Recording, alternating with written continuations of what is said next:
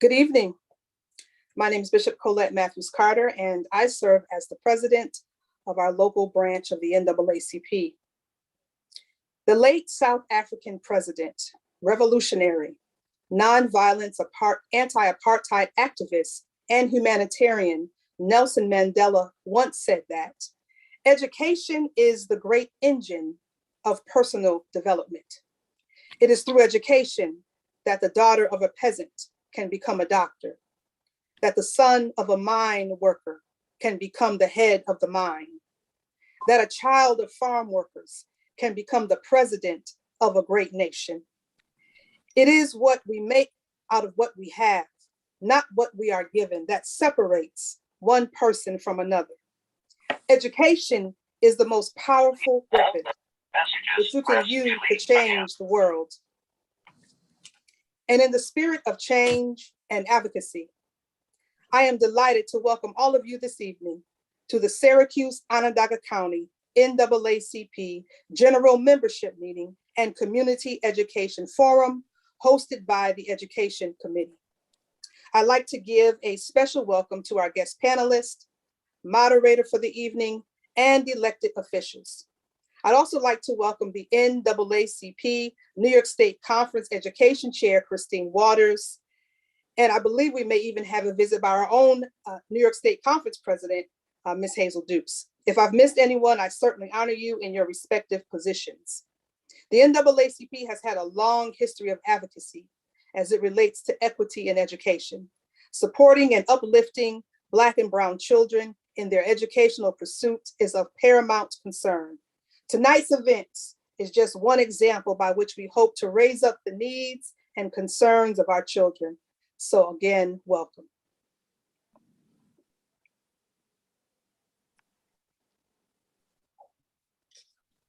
At this time, we'll have a secretary's report by our Assistant Secretary, Sherry Dozier.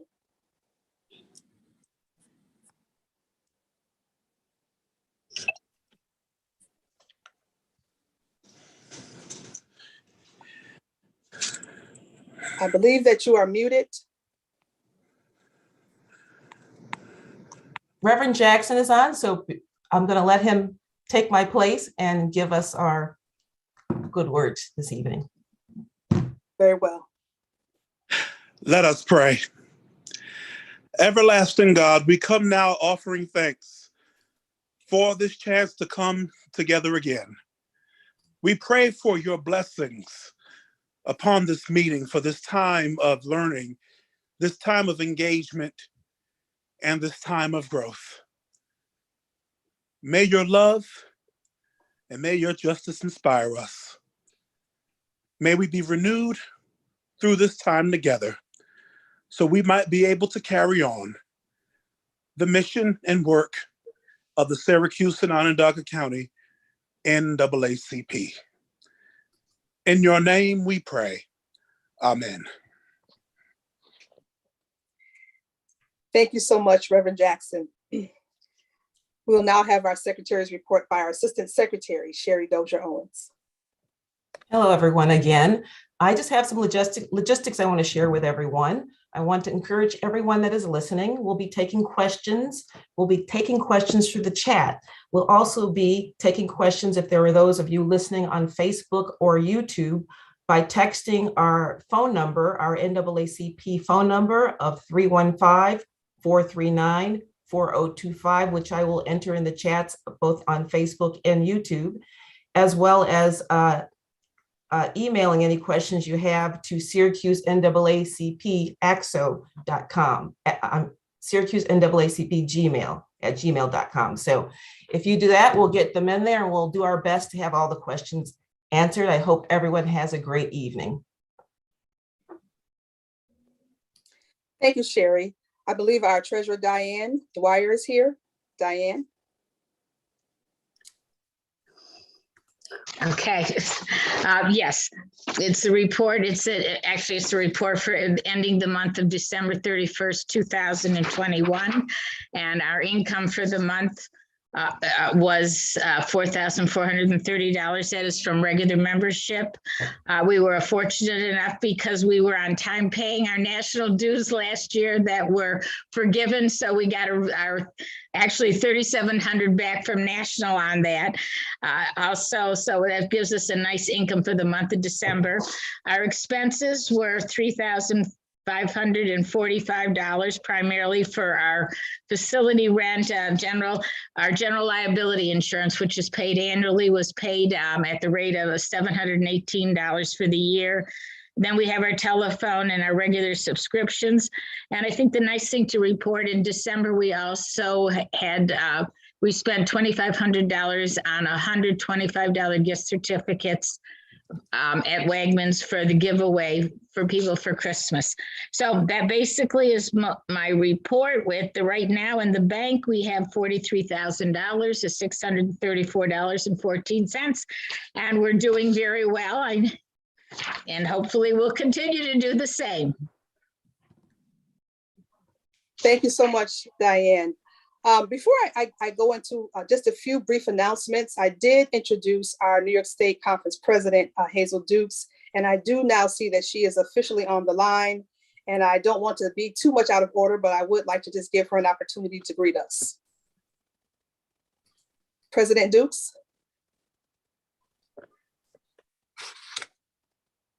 Thank you so much. I was so excited when my regional director, Linda Brown Robinson, informed us that you would be having this forum tonight. Let me just thank you, our state education chair, Christine Waters, who is exceptional, just keeping what we were founded on in the front. And if I'm not mistaken, this is your second time having a forum, which is one of our areas of advocacy for this year, to keep issues and informing our community what is at stake. Nothing is more important, Madam President, as I heard you in your open presentation, and to encourage our people. I want to be sure that I just get on and say thank you for all that you're doing for your community and for the nation. So thank you very much. I see that we have Christine Waters and we have Lorna Lewis, who's been with us since I put this education task force together. I want to say to both of them, thank you so much for all that you're doing and continue to do. For the greatest resource we have is our children. And I said to Regional Director Brown, I would not be able to stay on tonight. We just lost another giant in the area of our National Board of Directors, Carolyn Coleman, who transitioned yesterday evening about 5 o'clock. And so we have a executive committee tonight with our hearts heavy and losing yet another champion. But what you're doing tonight, we will continue to raise up others in our race and in this country to propel freedom and justice for all people. Have a wonderful program this afternoon. Thank you so much, President Dukes. Thank you. For my announcements, very, very brief, I have 4 announcements. The officers meeting will be February 7th at 6:30 p.m. Our executive committee meeting will meet February 10th at 6 o'clock p.m. February 4th, 5th, and 6th, the NAACP branch, our local branch, will be volunteering at the Winter Fair at the New York State Fairgrounds. And on February 24th at 6:30, we will have our general membership meeting and my second annual address. So please govern yourselves accordingly. At this time, I'm going to turn it over to our education chair, Gwendolyn Muck, who has worked so diligently and so efficiently in getting this education forum up and off the ground. Chairperson, Gwendolyn Muck. Thank you very much, President Colette Matthews Carter. And I just want to say thank you to all of the panelists, the attendees, the education chair, the education co-chair, Linda Brown Robinson, who was probably the person who made the initial contact with several of our panelists. And I want to thank Sherry for all of the work she does as our techie person, getting us up and going and making sure that the technology is working right. I also want to thank President Dukes for joining us. It's a real pleasure to have you come and join our evening. This is the second year that the Education Committee has held a forum. Last year's topic was educating our students in a COVID-19 world. This year, we have topics that include, again, COVID-19, trauma, the truth about culturally responsive teaching, proficiency rates and graduation rates. And what we have done, our panelists are currently leading their school districts through these challenging times. And now I will turn it over to our moderator, Dr. Lorna Lewis. And she is, again, this is her second year with us. Last year, she was a panelist. So this year, we asked her if she would actually moderate the forum. Dr. Lewis began her career as a physics and math teacher. She has served in various administrative capacities on Long Island and is now the superintendent of the Malvern Union Free School District. She's been the superintendent of East Williston and Plainview Old Bethpage. She proudly serves as past president of the New York State Council of School Superintendents and currently co-chairs their curriculum committee. She's a past president of LIASCD, as well as the Nassau County Council of School Superintendents, a member of the Long Island STEM Hub Board of Champions, and serves on the board of Erase Racism. Her impact as an educator has been recognized by the NAACP, the Korean Parents Association of Long Island, St. John's University chapter of Phi Delta Kappa, the Long Island Black Educators Association, the Martin Luther King Jr. Suffolk County Commission, the Nassau BOCES Education Partners, the National Coalition of Black Women, Erase Racism, and she serves on the NAACP Education Task Force. Dr. Lewis, thank you. Thank you so much for those kind words. And I am honored to be with you once again. Last year, I was a panelist and I learned so much from my colleagues. Tonight, we again extend the conversation around COVID. I know that we have great educators. We have great advocates that are in the house. We also have a student. So we are going for the first time to hear from a student and the impact that the COVID has had on the student. And I am honored to be a lifetime member of the NAACP. I am in the Freeport Roosevelt, and I see some of my fellow NAACP from Freeport Roosevelt. I have been in that struggle all my life, and I find it so meaningful. I am in the District of Malvern with the Lakeview, which is a very strong NAACP chapter. Doris Hicks is the president here. So tonight we are fired up. We are going to be working and talking with some of my colleagues who I admire so much and have worked with, and I'm going to be hearing from other advocates around how COVID has impacted them. So the rules are that I will, of course, begin with sharing who my panelists are. And then also just say that each person will have 4 to 5 minutes to introduce their topic. So there are various topics that they will be involved in. And I will then ask a few questions depending on the time that we have. And we'll begin today with somebody who I've served with on the curriculum committee of the state, Dr. Donna Desiato, who's the superintendent of East Syracuse schools.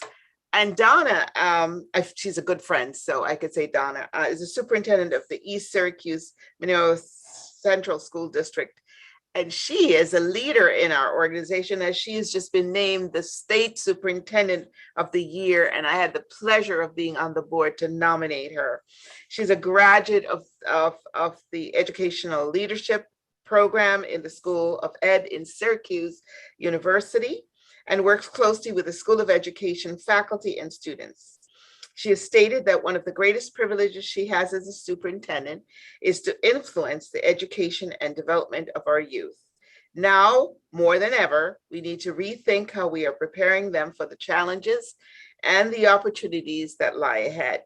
Facilitating meaningful, relevant experiences is a powerful model for learning and understanding the change process in a real world context. So we're going to be first hearing from Donna, but I realize that I also have to say who else is on the panel. So I have David Bowles, who's the superintendent of Cicero, I am gonna screw this up, I know. Cicero North Syracuse School District. We have Mamiette Tucker, who's a teacher in Freeport School District, and also she's the chair of the Education Committee for NAACP. We have Christine Waters, who President Dukes has already spoken of, NAACP Conference Education Chair. Jaime Alicia, Superintendent of Syracuse City School District. Addis Tupper Abby, who is a student on her way to Spelman from the Janesville DeWitt High School. And what a wonderful panel you have put together. Let's begin with Donna as Dr. Donna Desiato, as she addresses the topic of COVID-19 remote versus in-class instruction.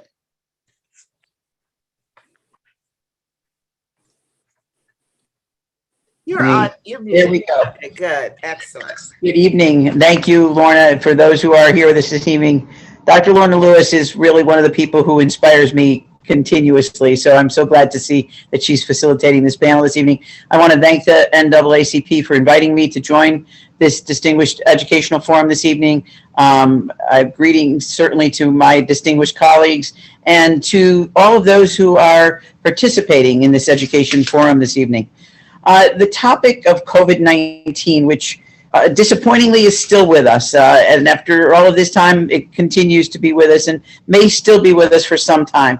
So what happens with regard to learning, in-person learning versus remote learning?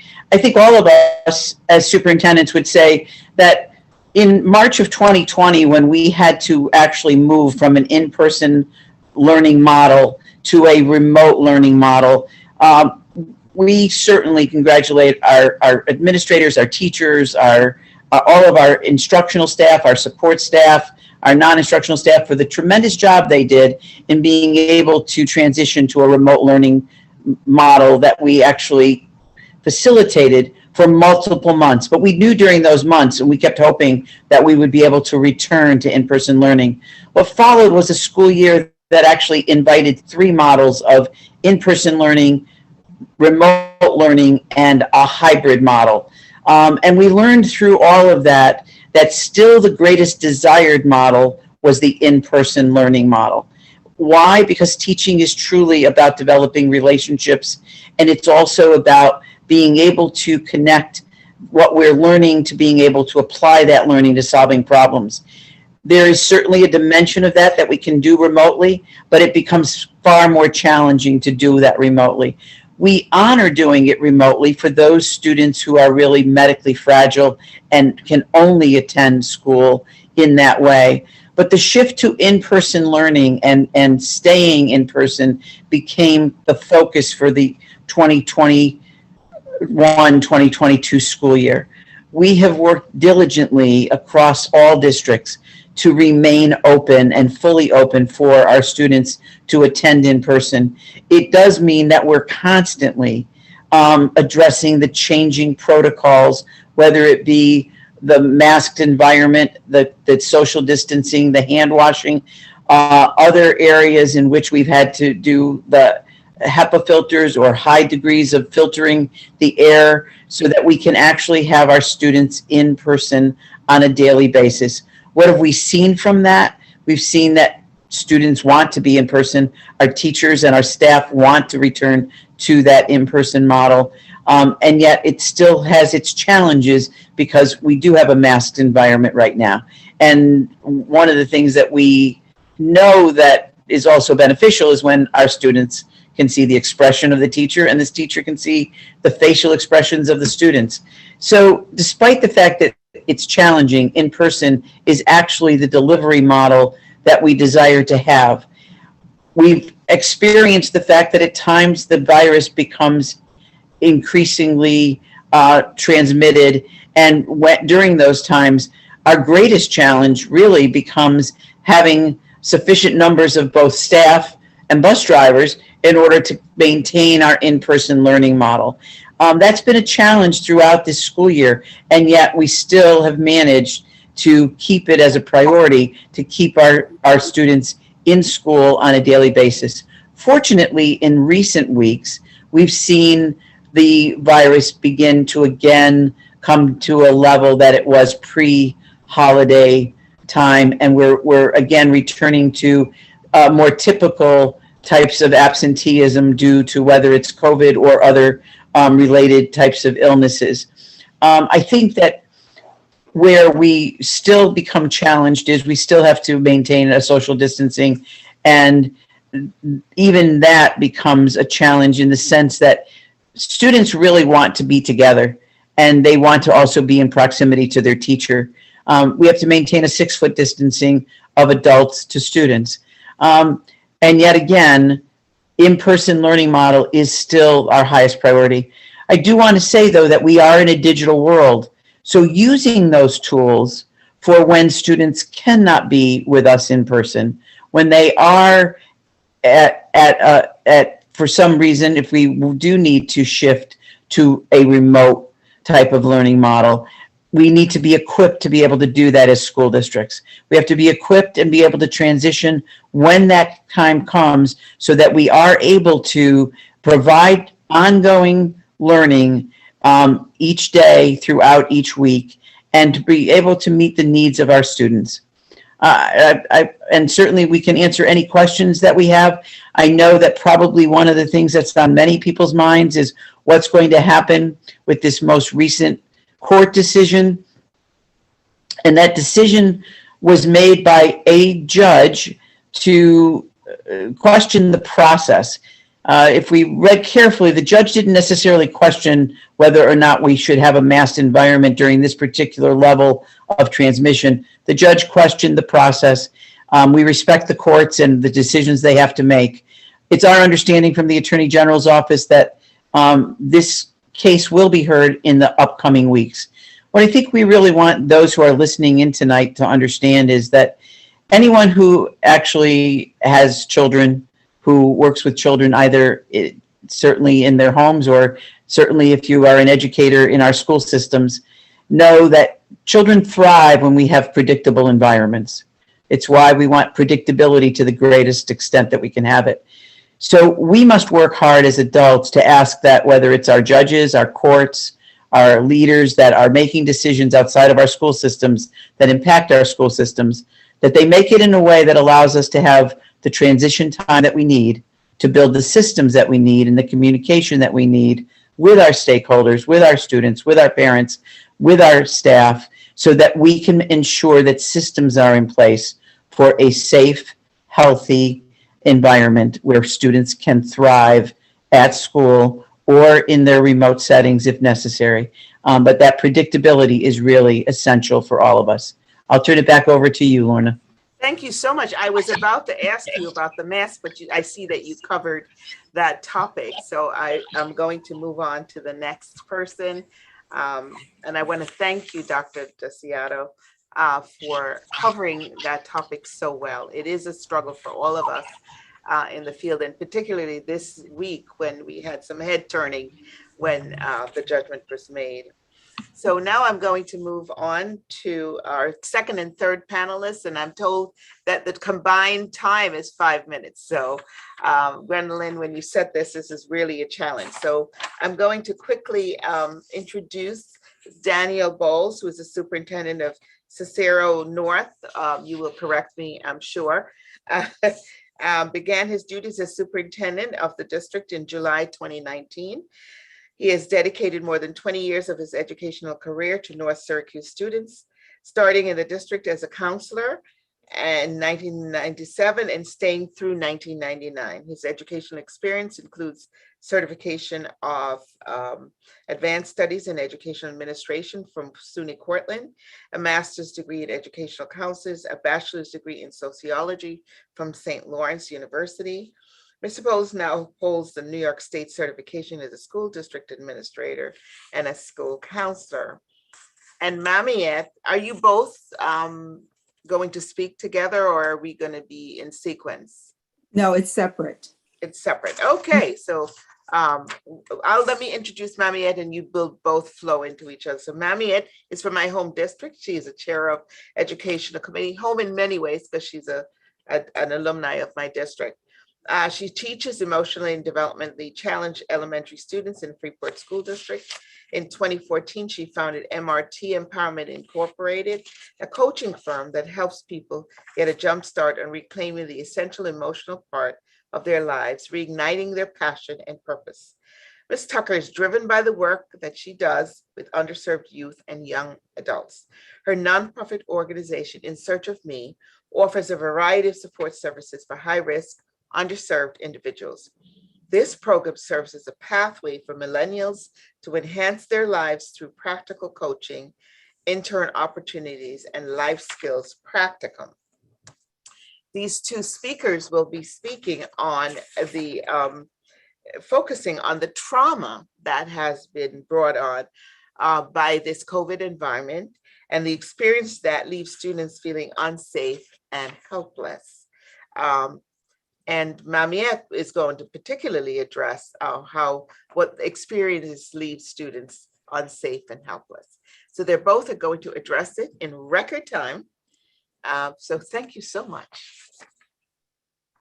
Beginning with David. Dan. Thank you very much, and I am just so thankful to be here. Following Donna is always difficult because I know I can't match what she does in her experience, but we're going to give it a shot. During COVID, the trauma has been, magnified tenfold.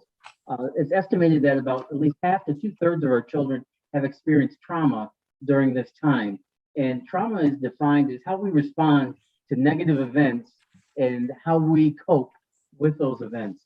And the problem that we're having is with young children, the experience impacts the brain development and behavior. We're seeing behaviors that we've never seen before. There was isolation for a year's time for many students, and we are social creatures. And that isolation also had an impact on our students that was traumatic. Students can't concentrate. They're very anxious. Their sleep patterns have been affected. And if you've ever not had enough sleep, we know as adults what that does to you. The increased screen time of students when they were on remote has had an impact and caused trauma. One of the biggest things that we've seen with trauma is the impact of social media on our students and some of the fears and anxieties they've had to experience in regard to either going to school, things that are said about them, all of that they hold in, and the stressors that our children have are things that we never saw growing up and having to deal with going to school. How do we deal with those things, and how do we help students? In our district, we're looking at taking funds that the state has given us and put in restorative practice systems, adding counselors, social worker, family engagement specialists are some of the things that we've added in our district, and they are engaging with students and families to help them with those areas that have been traumatic. Some of the other things, we've added mental health clinics in our schools where students and families can get services while they attend school. So Donna mentioned that predictable environments are key to help our students feel safe. Every single day that we've been in COVID, some of our students and families have not had predictable environments or had that safety. So I think my 2.5 minutes may be up, and I'm going to hand the ball off and sign off, but thank you. So I want to thank you, Dan. The question that comes to mind with this is that we're using funds to put our social workers and psychologists, and those funds, when they go away, because we have them over the next 3 years, what are the plans for keeping those services when those funds dry up? That's a great question. And as we're going through the budget cycle right now, we're looking to look at what we're getting in foundation aid. We've been talking with our legislators, and we don't want those funds to go away because the amount of students and families that these people are serving are having such a positive impact that we can't lose them when those funds are gone. So we are taking a look right now at our budget process in order to make sure we can sustain that after the 3 years when the funds may shift away. That is such an important point to be made, because we have the monies now and we have to plan for the future. Thank you so much. President Kate, I'm gonna jump right in because Yes. this is unscripted, but I kind of felt it when you said it. I don't know what the possibilities are because certainly I am not a superintendent. However, are there talks about possibly almost like train the trainer, where even if the funds aren't there, if we've trained people, possibly parents, get in parental interaction, because not only, first of all, the experiential work of bringing healing to people that have trauma, and it is trauma. And I think it's more important, and it actually has been labeled as a public health issue, is that it has adverse effects. So it's called ACEs, adverse childhood experiences. And those come from things like child abuse, neglect, domestic violence, bullying, serious accidents or injury, discrimination, many things like that. And those things, it's been founded that they cause long-term health issues later in life for our children. But if we know that we are operating with maybe limited times or limited funds, I believe from working here and what my organization thrives to do is to empower people and put them in places of empowerment. So is there anything in the talks about possibly training parents while they're receiving services to help them get through the trauma so that they can in return help their own children? Because I think that it's important to give help, but I also think that it's more important to show people how to actually help themselves and help others. And that's really what I try to instill with the children that I work with as well, is to let's help ourselves, but then in return, we can help each other. What I tried to do is hit on something that I haven't heard talked about a lot, but am very aware about, and that is historical trauma. I know a lot of times we're talking about, like nutrition insecurities, COVID-19 insecurities, we don't have broadband. There's a lot of learning loss. This is all trauma being raised by mental ill parents, insufficient resources and things like that. But there's also historical trauma.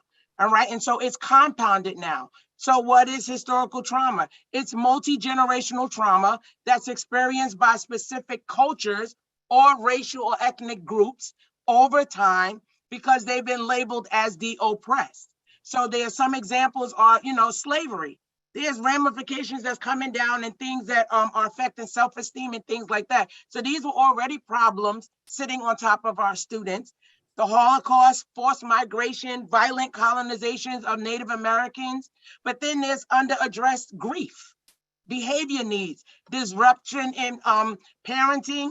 And then also when there is help involved, I believe we need information and help because there's a distrust for government majority groups or government programs because of this historical trauma. So it's a lot of work that needs to be done, and I'm sure that we all know about it. But what I really wanted to talk about too was the symptoms of trauma, because a lot of times trauma is masked or being pushed off as avoidance, anger, defiance, tantrums, distractions, and irritability. And those are really signs of trauma. So I think the biggest thing that we can do is one, have trauma-informed education. I know we've talked about that as well, but also two, have culturally aware help. Culturally aware help. People that are culturally aware. One of the things I talked about in my school today was, and I'm trying to get that going, is a You Matter or I Matter campaign for our brown and Black children, about like loving your hair.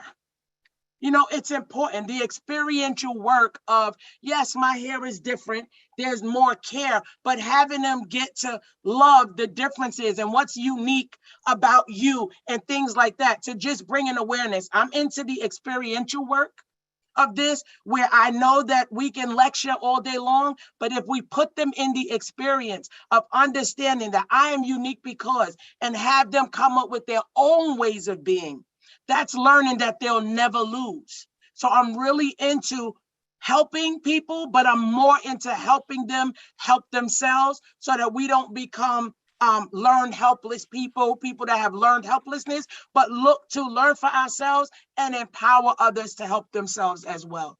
Thank you again for the time. And I will say to you, Dr. Lewis, you are an answered prayer. I graduated in 1992, and I've been looking and waiting. We've been waiting for you. So I was back in the day with Cookie Pearsall, bless her soul, and all the other African Americans in Malvern, just wishing and praying and waiting to look up and be able to see someone that looks like us. And I'm telling you, as soon as you stepped into the stage, I was ready to go, because I have somebody that I see that I get to run after. So I'm looking at you, and you don't even see me, but I'm looking hard. Thank you. Oh, I again. see I'm you, honored. Mamiette. I do. Yes. I do. I want to thank you so much. It is so important for our children of color to see people of color in all places. And I want to thank you for identifying some issues, that the historical trauma that I really haven't heard spoken of enough. And we certainly need to build capacity within our schools to deal with the things that you have mentioned. So I want to thank you both for speaking. Danielle, I want to thank you, and Mamiette, I want to thank you. And if there are questions that come up, I certainly will pass them on. The next panelist is Christine Waters, and Christine and I go all the way back to having our children, who are now adults, going to the same school at the same time. We're both Freeporters. Christine is the chair of the NAACP conference committee, and believe me, if she knows you, she brings you in to do work. So I am on that committee and happy to do so. She's been an educator for more than 35 years in private and public education.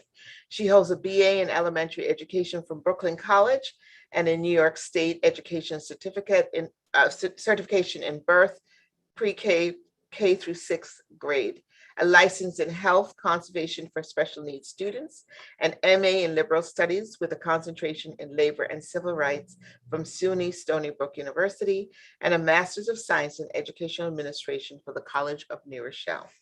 As education chair of the NAACP New York State Conference, the mission focus is to ensure that every student has equal access to a challenging, culturally sustained curriculum, equitable funding, and access to technology, as well as highly qualified and diverse educators that will prepare them with the life skill to be college and career ready.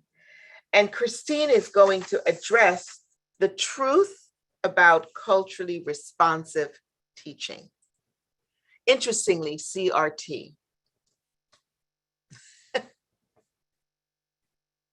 You're muted. I'm muted, and I also cannot share the PowerPoint that I have about this, but I will make sure that it's available. And I'm glad to be able to come tonight to talk to you about this particular topic. And I thank you all for having this forum to be able to talk about these things. We are in a time where we have culturally responsive teaching that is supposed to be going on. And where did it start? It started with the state education department coming out and saying, yes, we agree that there should be culturally responsive, sustaining education, and we're going to make a framework. So they made this framework, and it was called, if you look at the words, culturally responsive, sustaining teaching, it was CRST. Well, somehow or other, it morphed into taking the C, the R, and the T. Someone looked it up, and it became critical race theory. As you can tell, it's basically very close to that same acronym. But it's now become kind of a dog whistle. And this is Sorry, Christine, you can share your slides now, I'm told. Oh, I can? Oh, Yes. great. Okay, let me go back.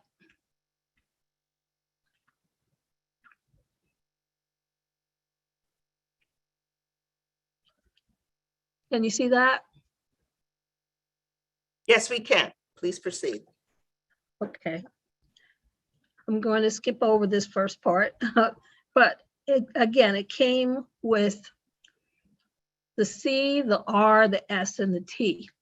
That became critical race theory. Now, there have always been dog whistles whenever you've been at any school board meetings, but this is the most recent one. And it came at the same time that they were realizing that they weren't going to be able to actually do culturally responsive, sustaining education because they needed to hire more diverse teachers and administrators. So we are right now in an unprecedented time when we have a chancellor who is a person of color, and we have a commissioner who is a person of color, and they've put out a New York State Board of Regents diversity, equity, and inclusion. And what they've ended up doing is saying that these things mean critical race theory when they don't. It's the kind of thing that the New York State Education Department had decided to throw some money at finally this year in order to have these programs. But the equity is about giving kids what they need to be successful. And it's about acknowledging that the academic needs of a child are related to their social, physical, and emotional needs. If we can get back that narrative to get people to realize that there's all kinds of diversity, if we can regain that, to know that there are various groups, the gifted, the struggling students, students with learning disabilities, health impaired, homeschooled, unaccompanied minors, all of them come with various histories of trauma. And it was great that Mamie was talking about the historical trauma. One of the things that we all really need to do is we need to educate ourselves on the types of trauma that affect not only ourselves, but each other.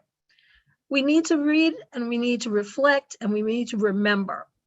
And when we commit to having students be successful for equity, we need to include everyone. We need to include all. We need to know about all. The Smithsonian Institute has an entire website that explores race and the implicit bias that comes up, the structural racism that came from it, basically to help with things. But what we have to do is we have to remember what Dr. King told us, that we may have arrived on different ships, but we're in the same boat now. And it's about relationship building. We need to be able to not only know about ourselves, but we need to be able to listen, to be patient, which is not the easiest thing to do. And we need to be able to express, let me go back a second. We need to be able to have our own cultural awareness. there are plenty of diverse people that are in schools, not nearly enough, that are not even aware of their own history. So we need to know our own history. And then we need to bring that experience and listen and be patient as people are expressing themselves. Because guess what? They basically don't, some of them don't know that they're expressing bias. Some of them do know that they are, but we need to be able to determine which position they are in. Are they doing, before we speak and before that, we have to take a different tactic. We need to be able to think. We need to say, is it true? Is it helpful? Is it inspiring? Let me go back. Is it necessary? And is it kind? And when we speak, we need to be confident enough to speak and speak strongly about what we know. We need to take the conversation back to basically say, hey, look, the conversation is about meeting the needs of all of our children, not just some. We need to be able to strive to be as simple about it as possible, to break it down as much as possible. And what I ended up doing is I have these pictures of these people up here because President Dukes is one of those people who has mastered being able to strongly come out and say what's necessary and be clear. Why? She doesn't have to study the history because she is living history. She, and we, as the people around her, our health chair, our environmental justice chair, L. Joy Williams, who's our legislative chair, Scotty Coates, with the amount of knowledge that comes from and wisdom, she also has lived history. We have Gary, who's our economic chair. President Dukes has surrounded herself with people who are willing to listen and learn and have their own history as well. And we all have this respect for one another. And so as you're trying to talk to people about our history, our culture, we need to be able to surround ourselves with as many people who understand their own history, to be able to be articulate about that history. And so I'm going to skip through a lot of this because I know I only have a little bit of time, but I wanted you to know that the DASA training from our union they've actually taken it to another level where they want 6 hours of training. And what we want as NAACP is we want them to have ongoing training. We also want to be able to train people for being on the school board, because right now they're trying to take those funds that are coming from Washington and make them private. We have our union also has a new website to take future forward and know what's in the Board of Regents initiative.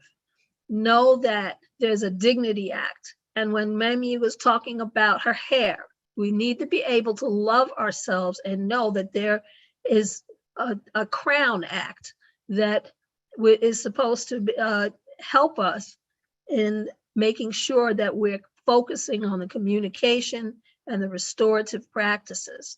We need to collaborate and move our future forward. Thank you. And created a resource for people to be able to learn that history if they don't already know, and to help people. And we need to be able to, again, teach the whole truth and to teach peace. Thank you. Thank you, Christine. And now everybody sees why you are the chair of the Education Committee. Just a question, I often say that the attack on schools with regard to critical race theory versus critical culturally responsive teaching, which is a problem because the two are the same acronym, is an attempt to move from real history to a la carte history. Everybody wants, like choose the history they want. And that's the movement right now. So how can we help schools that are being, under attack to remove, I just saw that they're removing a book about Jewish history on the Holocaust in Tennessee. What do we do to help legislators understand the importance of teaching real American history versus a la carte history? Well, we really need to look at very carefully at the fact that we don't really interact with one another that often outside of our profession. When we're at school, we're usually talking about schoolwork, but there are people who, for instance, on their weekend, they go to their second home. And then there are other people who have to go back to a very small apartment, or they don't have the type of extended families, and they don't have contact with one another. So we need to be able to engage with one another. And for example, Mamie takes her children on retreats where they actually get to know one another and they get to know each other's history. Because we can look from the outside at people and we don't know what's actually going on in their lives. We need to not make assumptions that about other people that we are interacting with, because even at work, people put on one mask, and when at home, things could be very different. So we need to be able to have those connections as much as possible outside of work. Right. And I'm getting questions that people would like to have a copy of your slides. Is it possible for you to share that with Gwendolyn or folks here? I saw some slides that I'd like to use as well. So thank you so much, Christine. And now we're going to move on to our fifth panelist, who is Jaime Alicia, who is the superintendent of Syracuse University. Syracuse, I'm thinking Syracuse University. Alicia started his career in education as a teaching assistant at Seymour Elementary School in 1983. He became a teacher, administrative intern at Fowler High School, vice president at Dr. King, and principal at Seymour Elementary and Fowler High School. He has served as an area superintendent, deputy superintendent for supervision and instruction, and supervised 38 schools. Before becoming superintendent, he was chief operating officer, where he was accountable for the supervision of the SCSD's personnel, transportation, health services, food services, security, staff relations, risk management, and facilities and operations department. So he comes well-versed in all things education, and he's going to be addressing proficiency rates and graduation trends. Thank you, Jaime. Thank you, Lorna. And first, I want to say thank you to the NAACP for inviting me and giving me the opportunity to participate in this panel.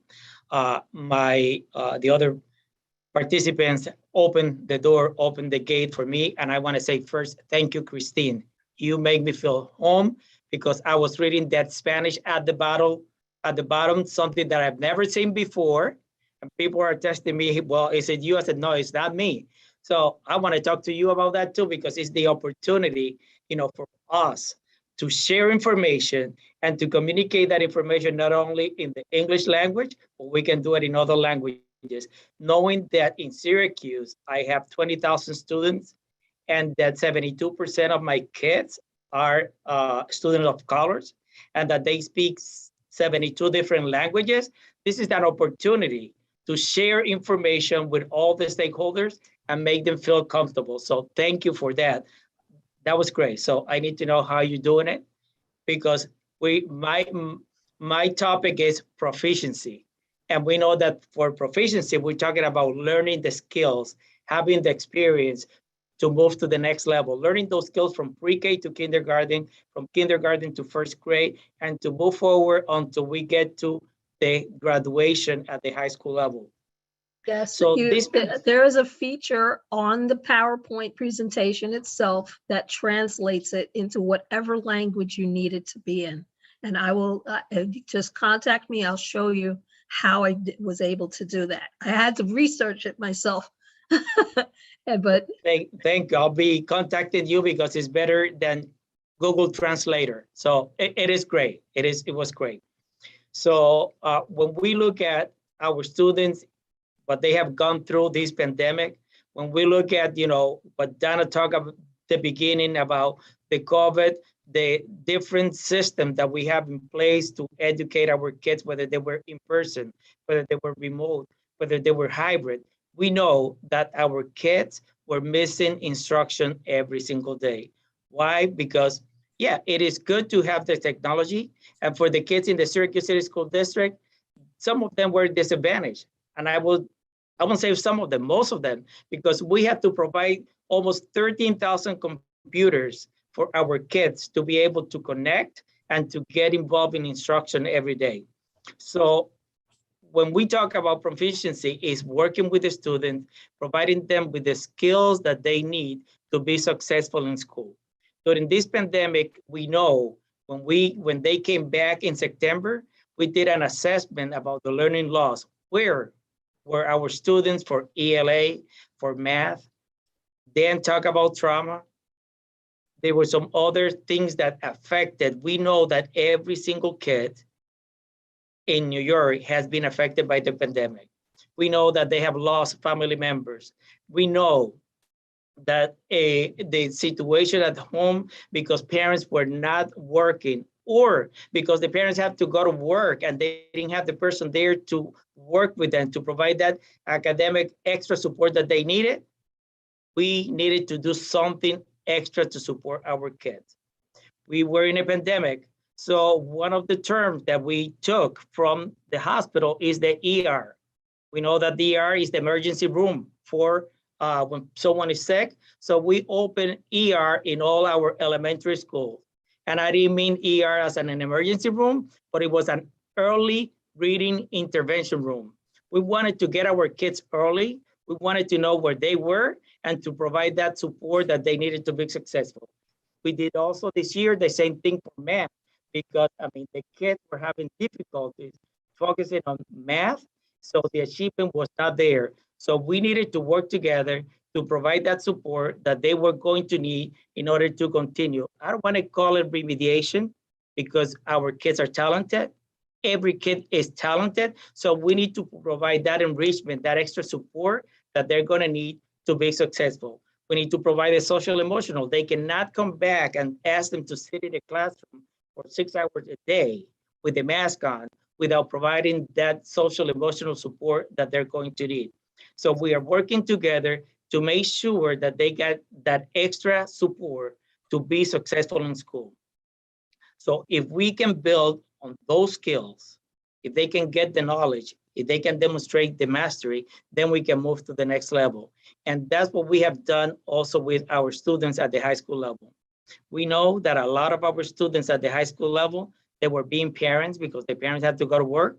They were not able to connect themselves during the day because they were making sure that their younger brother and sister were able to connect and to do the work.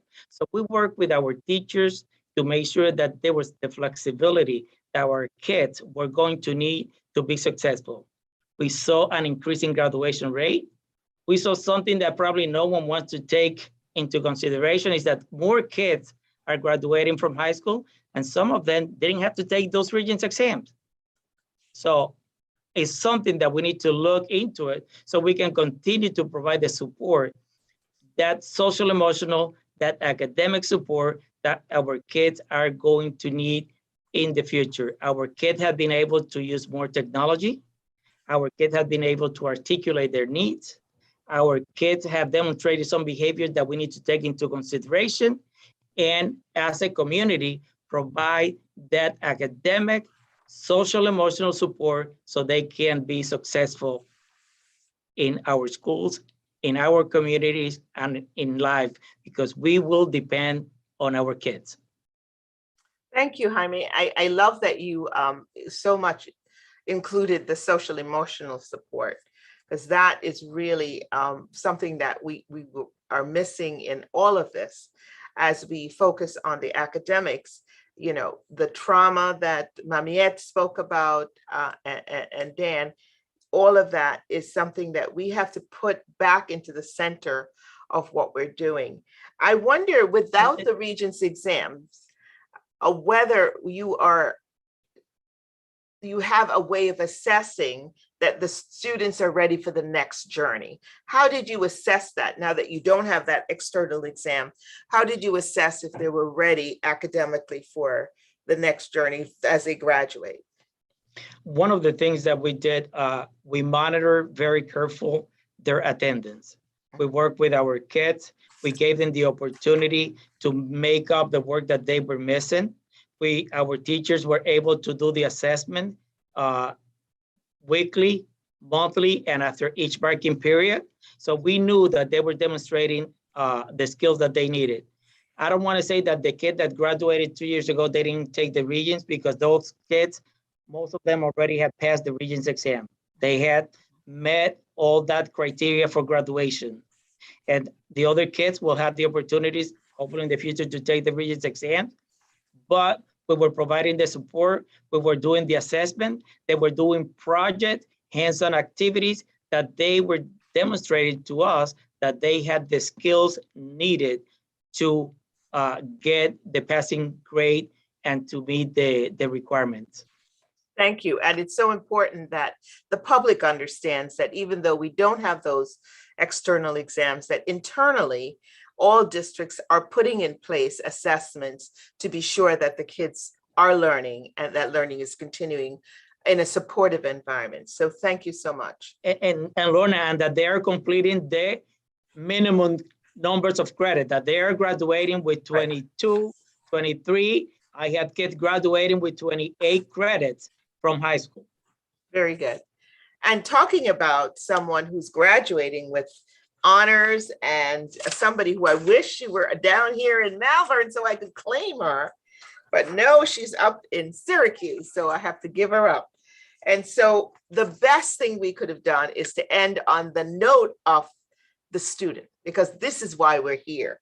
And so Addis Tupper is our senior from Jamesville DeWitt High School in DeWitt, New York. She's a senior with a, oh my goodness, a 4.0 GPA. She's a perfect student. She's a member of the National Honor Society and a French National Honor Society student. Her major accomplishments including funding a donation drive to collect tampons and pads for homeless and low-income women. Bravo. Her relevant coursework includes AP US History, AP World History. And I note that she was a capstone student and involved in the super psychology. And in my conversations with her, she spoke of her capstone project as addressing violence against women. She's heading off to Spelman College in the fall and has an interest in national security. But I have a feeling that if President Biden could tap her today, he might very well be tapping her for the Supreme Court in the future. So what do you have to say about your learning and where you are and your experiences at us? We are just waiting to hear about you. Thank you so much. I'm so honored to be here tonight and to speak amongst these amazing people on this panel. I just want to say that I think that everything that was said tonight is all relevant and something that I've dealt with firsthand as a student navigating high school during the pandemic. And I feel like a big piece coming back in person this year that I've noticed is the isolation of students over the past year and a half is really showing. And I think that people are really held back. And I think it stunted a lot of growth for a lot of students being stuck at home. And I think there were a lot of issues that came up with that, like technical issues, like not having like accessibility to a computer or Wi-Fi to learn, a quiet learning space at home, not being able to come to school for that safe environment where kids will live in an abusive household or a noisy household and it's difficult to learn there, and being stuck in that space damaging.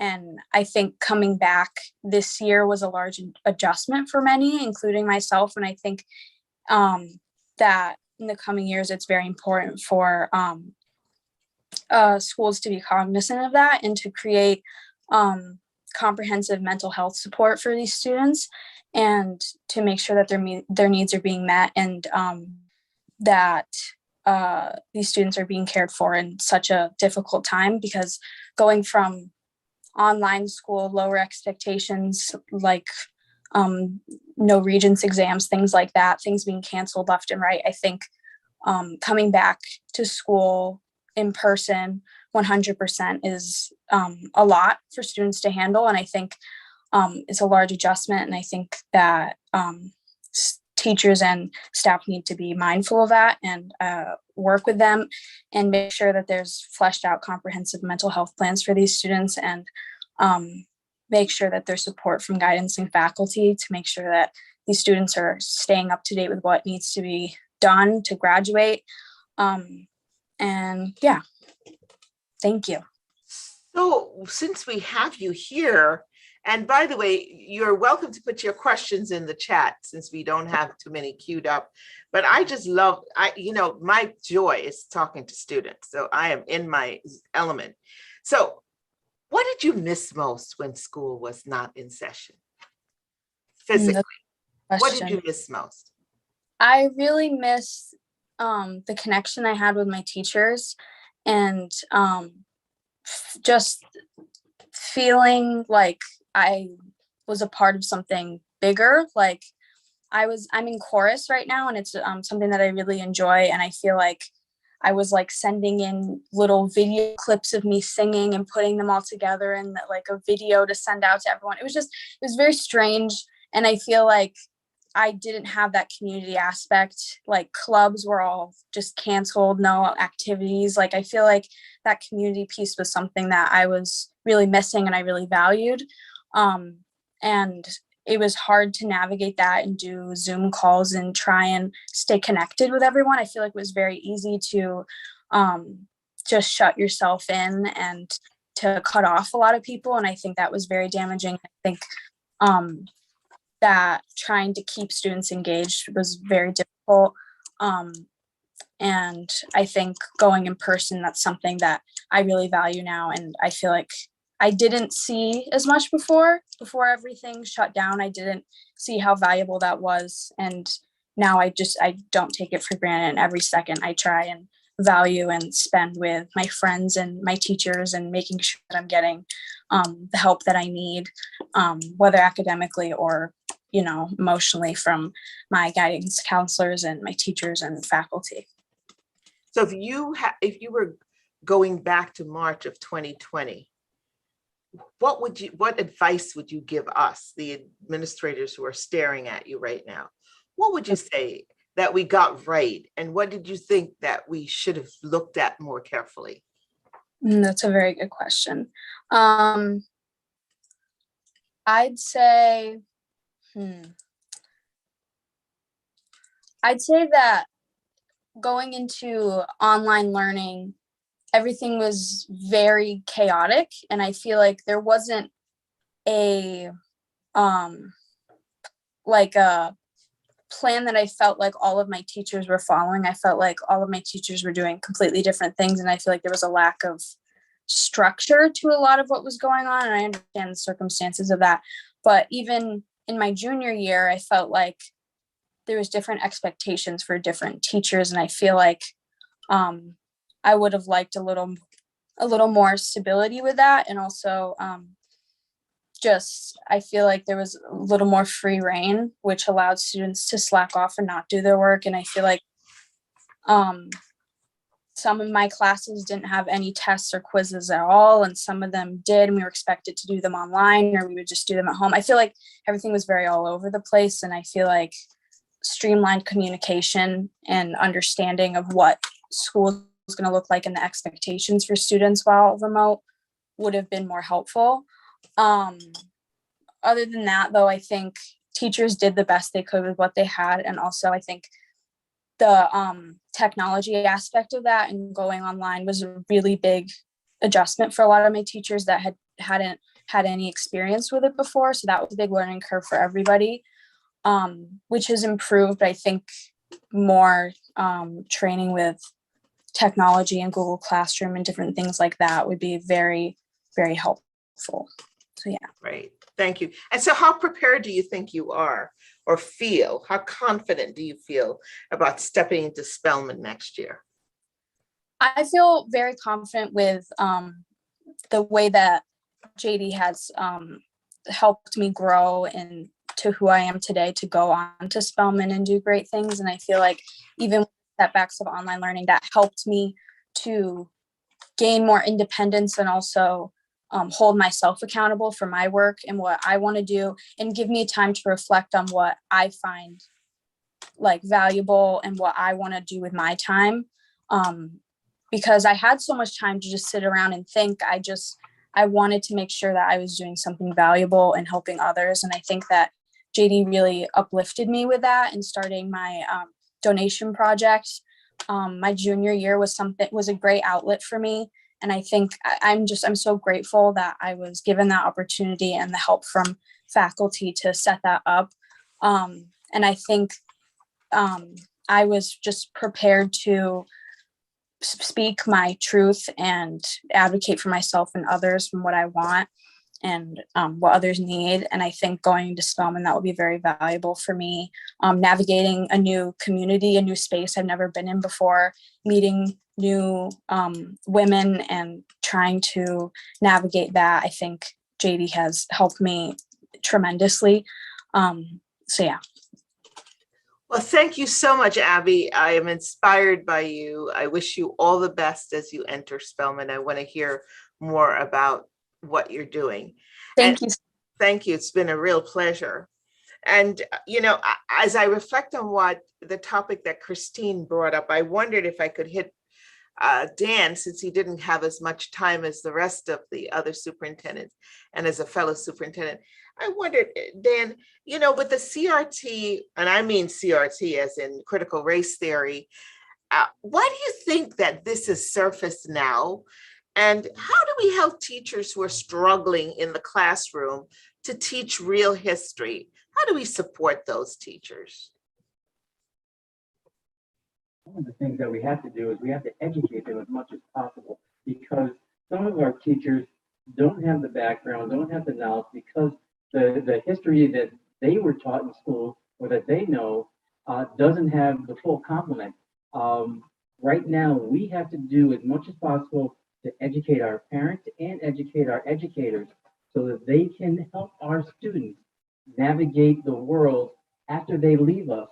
They are only being given a part of what real history has been.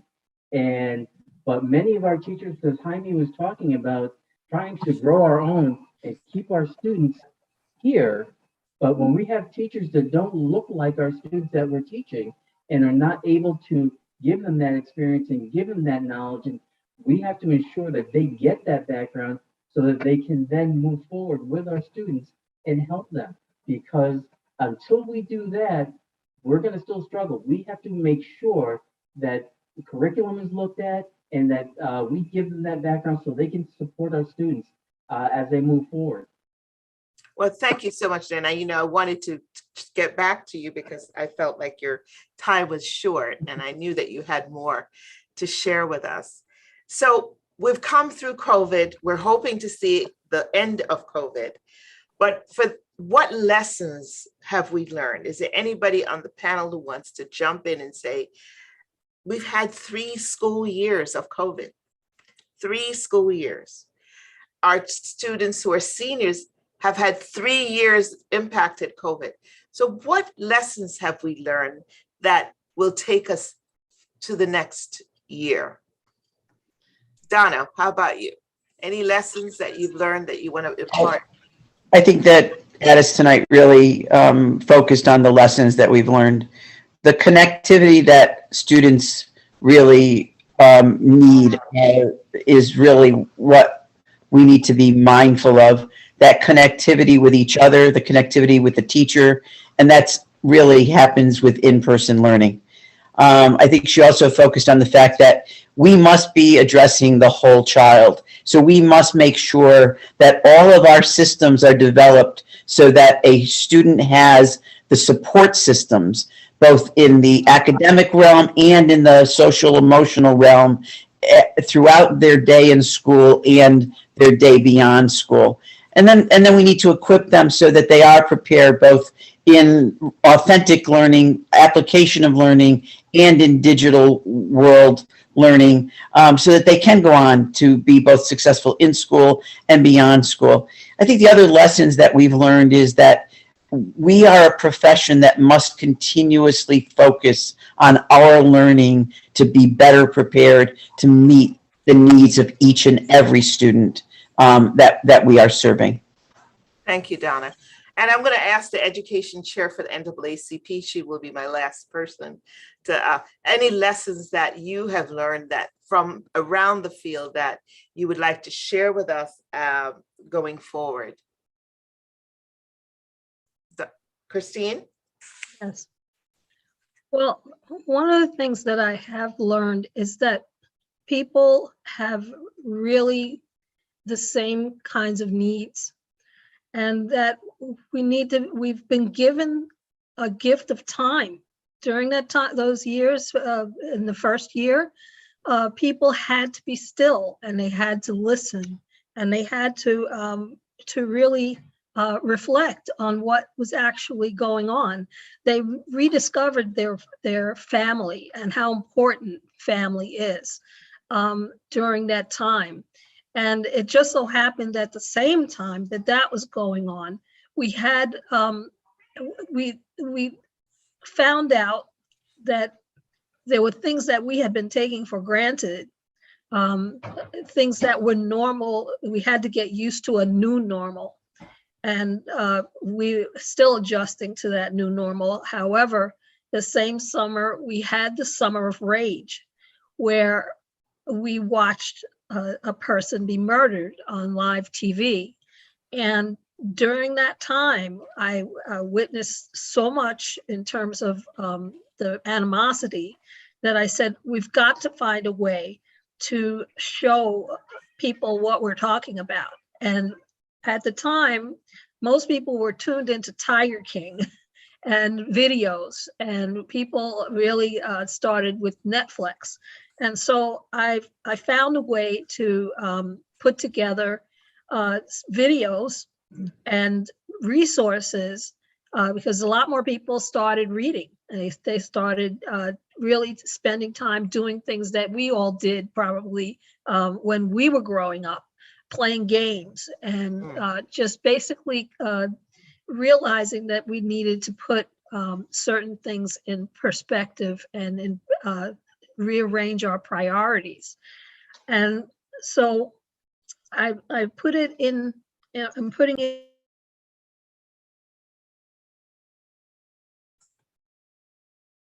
I think we lost your sound, Christine.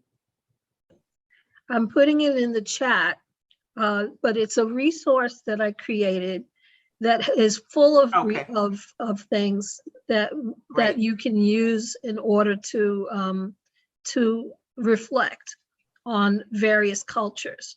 And I think at the time that we realized that we were all pretty much are the same, and that we have a commonality, and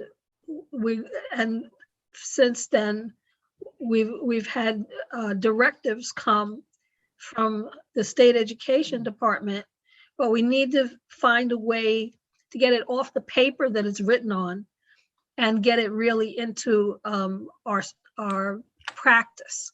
So I think that's one of the things that I've learned, that we really need to take things that we've had all along, and we really need to take it off the paper it's written on and put it in practice. Thank you so much. And I'm going to turn this back to Gwendolyn. Lorna, can I I'm make sorry, just to Sherry. one more? Oh, Jaime? Can I make Yeah. just one comment about Yeah. this? About learning and priorities. I mean, Christine talked about priorities. Dana talked about, you know, our kids, how they relate to each other. But one thing that I have learned and that we have learned is that the elected officials found ways to support public education. The needs of our kids right now is not going to go away tomorrow. They're not going to go away next year. We will need to continue to support our kids academically and social emotionally. So we have received all extra money. We have put counselors in elementary level, and we need to continue to get that funding so we can continue to support our kids. That's all I'm going to say about that. And Jaime, from the 100 Black Men, I think what you're saying also connects with what they're asking. How do we engage parents? And any Dan or Donna or Jaime, any one of you want to talk about and address the question in the chat, but how are you planning to engage parents and families differently in their education? Dan or Jaime? Well, one of the things that we've done this year, when we hired family engagement specialists, we're making an effort to get their voice, get them into schools, setting up parent forums. We're creating what we call Parent University so that we can educate them and get them on panels. We're working on the DEI initiatives. And like what you were saying, we need student voice, we need parent voice, because that's the only way we're going to affect change. And we're drawing them in and getting them in our schools and making them part of the school community, because it's the school, it's the parent and the child. I believe someone was talking about educating the whole child. And unless we have that complement where everybody's working for the same goal, that's where we're going to be able to do that. Thank you. And this question, and we're getting close to closing. How do you build inclusive learning communities that makes all staff, families, and students feel respected, valued, and celebrated? And how do you share your inclusive practices so you can attract, this one will take a, this is the next forum. Attract, hire, and retain a diverse workforce. I guarantee you that's another forum. So let's go with the first part of it. And that is, how do you build inclusive learning communities? I think you've all been speaking about that in reaching out to families. And Lorna, the same way that I talked before about, you know, these forum being translated, that's the first thing that we need to do to make sure that our parents are included, that they feel that we take them into consideration when everything that we do, we communicate with them in their native language. I mean, it makes a big difference for them. Right. And they feel very comfortable when we get to them and we communicate with them in their native language. So we got to make sure that we do that. We make sure that, you know, I know they still walk, that we listen to them, that when we get a phone call, when we get a message or whatever, that we get back to them and that we follow up with the needs that they have. Absolutely. Communication is very important. You know, in my own district, we have extra help for we are the growing Latino population. So for our ESL students, we have a tutoring program for them, so that, and it's in their language, so that and if you have multiple languages, you have to make sure that you're reaching out to that. But as for attracting diverse teachers, I think all superintendents, the Superintendents Association has DEI. Donna, you wanted to speak to it, to what we do for diverse, to hire diverse staff? Well, certainly it really begins, as you said earlier this evening, Lorna, our students have to see adults, educators, superintendents, principals, teachers who look like they do. We have to really work at making sure that our practices continue to draw in a community and then to sustain that community by making sure that at the earliest ages, our children are making those career pathway choices because they've had that exposure to people who they can see themselves in pursuing that career pathway.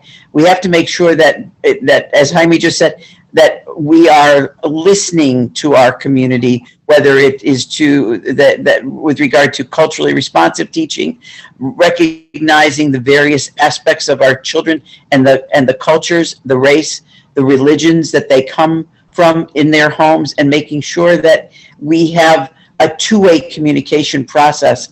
We really have to work at making sure that we're working with our colleges and universities so that we're seeking a pipeline of making sure that the diversity is in the colleges and the universities that are preparing the next education professionals that are coming into our communities.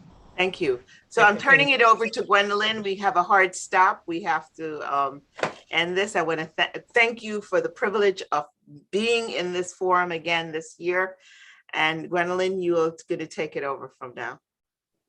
Well, I want to thank all of you. The panel was just fantastic. And based on the questions, we probably could have gone on for a much longer time period. So we'll have to consider that when we plan it for next year. The information imparted was truly valuable. We all can walk away and take away something from this forum that we can use in our day-to-day lives and in our communities. I want to thank everyone who attended via YouTube and Facebook. I want to thank the Education Committee for all of the work they did in putting this together. And if we have any comments from anybody, otherwise, I think we will adjourn until next year. Oh, you're muted. He's talking, but he's muted. Jaime, you need to unmute. Sorry. I thought that I did. I just want to say, Gwen, that we're hiring in Syracuse. We're still looking for a diverse workforce that look like our kids. We have a pathway for high school students to pursue a career in education, but anybody, we're looking for teaching assistant. We're looking for custodial. We're looking for food service. We're looking for teachers. Okay, so everybody hears, get in contact with us. All right. Can't miss it, sorry. When I'm adopting you, I'm adopting Syracuse. Please give me the honor of being with you again next year. I love it. We will. Thank you so much. And thank everybody for attending, and thank you for your participation. Thank you. Thank Good you night. so much.